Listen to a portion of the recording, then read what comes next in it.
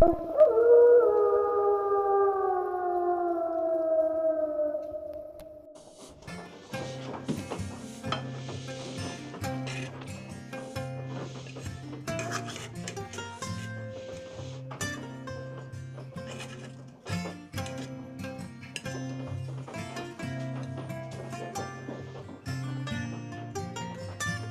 yeah, fresh maple syrup. Look at that. Oh man, it is cold out today, but there is nothing like starting out the day with some homemade pancakes and fresh maple syrup. And this syrup literally was harvested right here on the land at Hemlock Ridge. You can't get more fresh than that. Stick around, I'm going to show you today how you can also make your own maple syrup off-grid in your backyard just as a hobby. It's super easy to do, and it is so fulfilling after a long winter like we've had in the spring to have that nice fresh maple syrup as everything is coming to life. So stick around and we'll be making some maple syrup right here on Hemlock Ridge.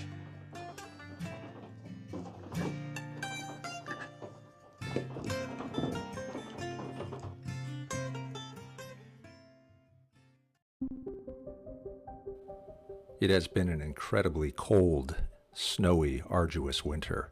It started snowing on Thanksgiving and has not ceased throughout the month of March. Hours, days, weeks, months, sometimes snowing so hard the locals call it White Death. Suffocating, blinding snow.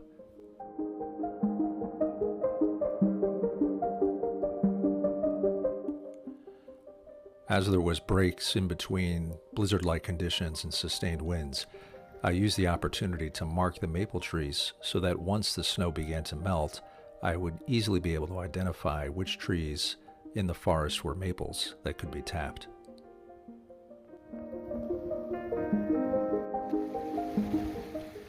And then, like a patient awaking from a coma, winter began to slowly release its death grip, and water began to flow. Spring was upon us.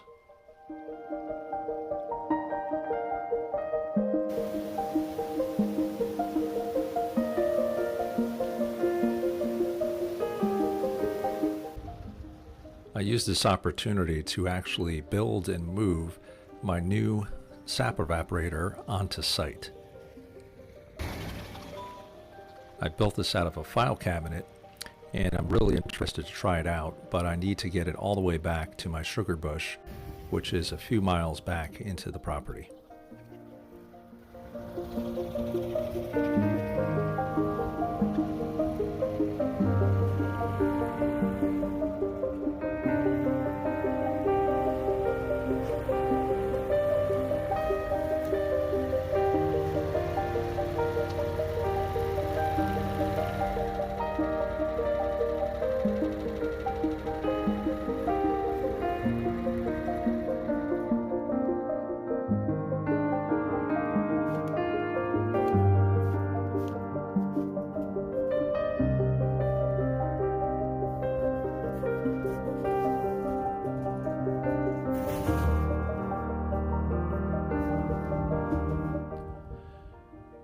Now, because of the remote location of this sugar bush, I wanted to get something that was portable, and some people will use a barrel evaporator and or even build an evaporator on top of a fire, but I wanted to make something a little bit more efficient, and I was actually able to find this file cabinet for $10. Somebody was selling it for 10 bucks.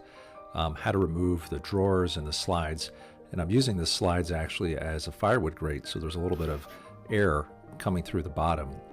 And I'm going to go ahead and light this because I want to try to burn off any paint before I actually boil some sap with it. But what's nice is it's actually the perfect size to get a really big fire going. I cut a door into it so I can open that up once it's going and add firewood or increase the draft. And then what I did is I actually used some basically hot air ducting and got a hot air return and used that to make a chimney on the one end. So you can see I've dropped some catering pans in there. Those are full-size catering pans. I believe they're 6 inches deep, and they fit in there really well. And if you're good with some tin snips and some metal screws, you can really easily put one of these together too, and I'm pretty impressed. It boils pretty good. I'm boiling off some water here because I want to make sure the pans don't burn, but just want to give this a good break-in period before I use it to actually cook any sap.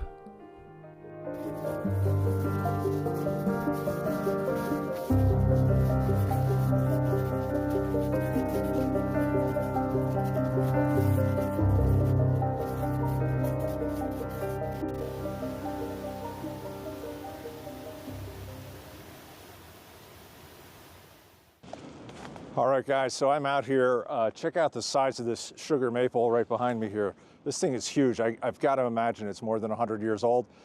If you have an idea, let me know in the comments. But this is a granddaddy of maple trees right here.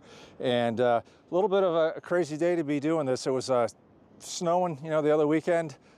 Marked my trees, came back, we had 70-degree weather. I figured the season's over, everything melted. But now we've got a cold front blowing in over the mountains, and the wind is whipping.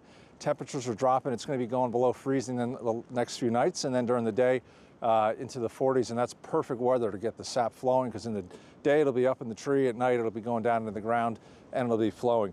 All I'm going to do here, I've got my 5/16 inch bit, and I've got it marked with a piece of tape, because I'm going to want to drill about 2 inches into the tree, and I'll go ahead and find a spot right here.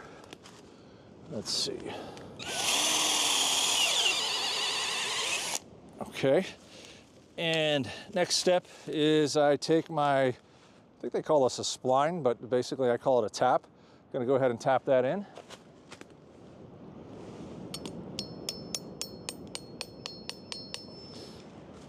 And I'm using these sap collection bags this year in this system. And I know a lot of people use buckets, and that's great. The problem with buckets is you need somewhere to store them. If you got a lot of buckets, they're going to take up a lot of space during the year. These bags don't take up any space, and they're UV protectant, so as the sap is collecting here, the sun's not going to degrade your sap. They just hang up here really nice and tight, and I'm going to put it right up here. And that is good to go. So hopefully we'll come back in a few days and see that bag filled up with about 4 gallons of sap, and do the same on a bunch of other trees here.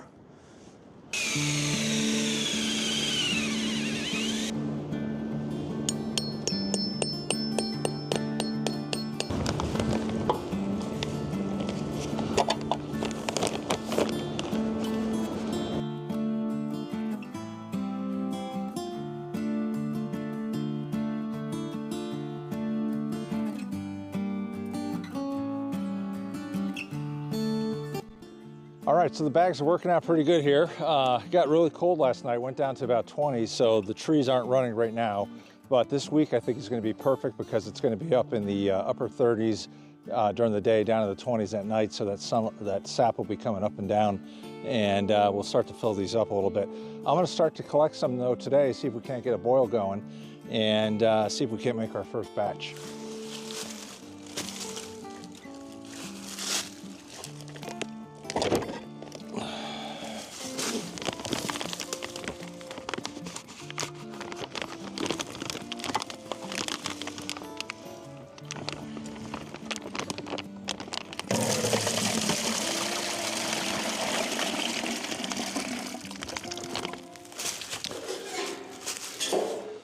All right, so obviously I'm just doing this as a hobby. I mean, this is real bushcraft here. The better setup would be to have a sugar shack where I've got some equipment and stuff like that, and you're inside. It's going to boil a little bit faster if it's not out in the cold.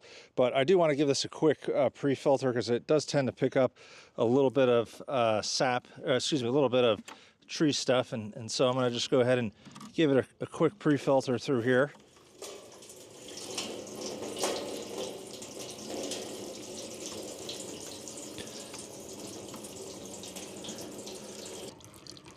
All right. Yeah, I could see it. It definitely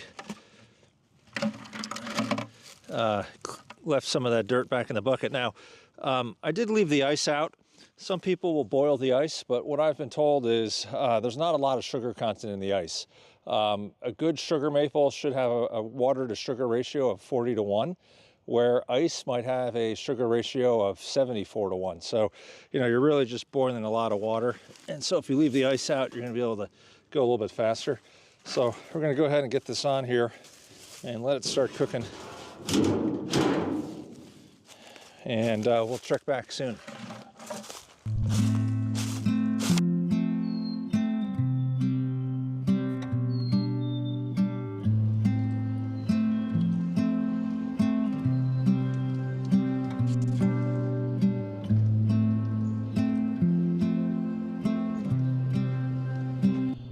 Well, something I'm trying out for the first time this year too is I'm running a line.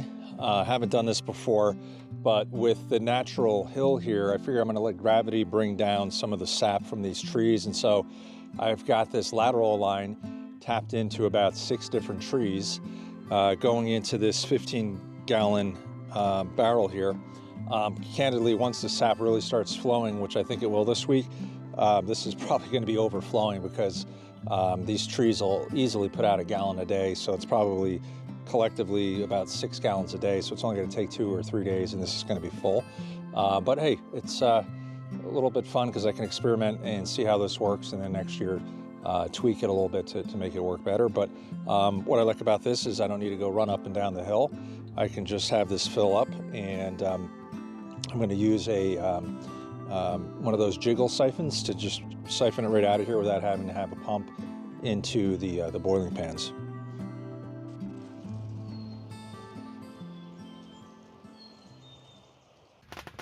Well, I'm sitting in the 6x6. This is one of the reasons it's nice to have a sugar shack if you had one. So I've thrown up a poor man's sugar shack, which is just this 10x10 pop-up tent. Keep the rain off of the evaporator. Unfortunately, you got to boil today because it's going to warm up and this sap is going to spoil. But hey, when you got sap, you got to boil, and hoping we're going to get some good syrup out of it.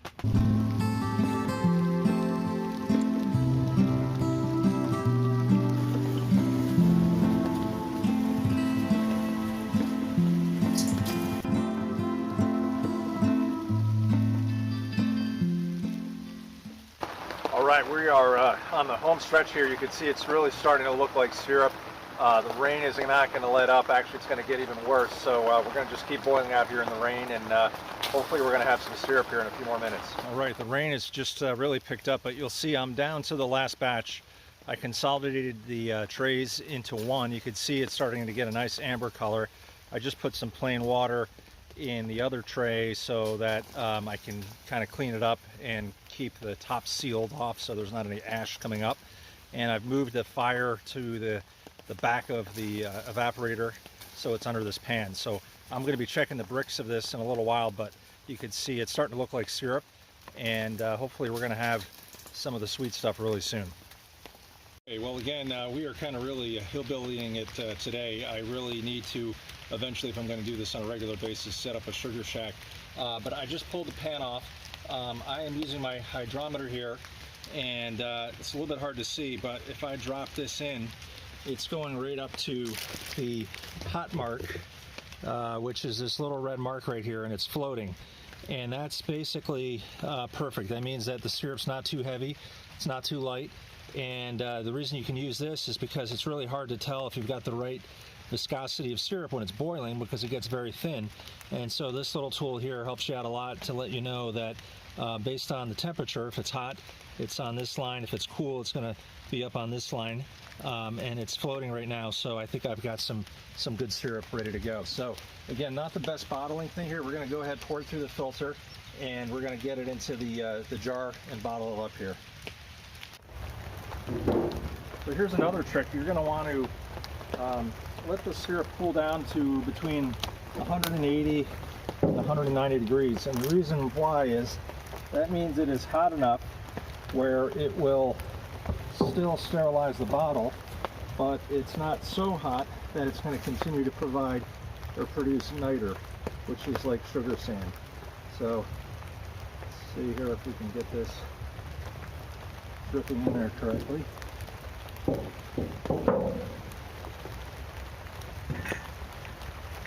This is really kind of crazy. After all this work, I don't want to ruin this syrup here, so let's see what we get.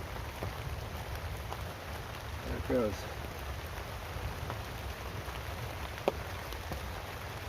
That is beautiful.